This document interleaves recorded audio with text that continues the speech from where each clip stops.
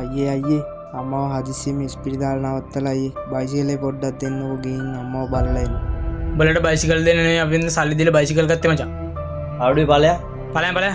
ඵලයක්. හරි අයියේ කමන්න එන මම බස් එකේ ගිහිල්ලා එන්න.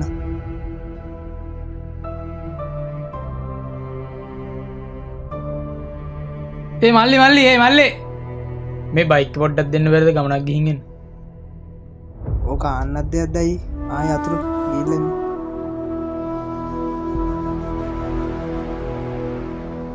මල්ලි මේක බෙල්ට් එක කරන්නද ඔයද මල්ලි මොකද්ද කරන්නේද? ඒකට කමන්නේ නැහැ අයියේ. බයිසිකලේ නම් මට සල්ලි දීලා හරි හදා ගන්න පුළුවන්. ඊට වඩා මට මනුස්සකම් වටිනවා.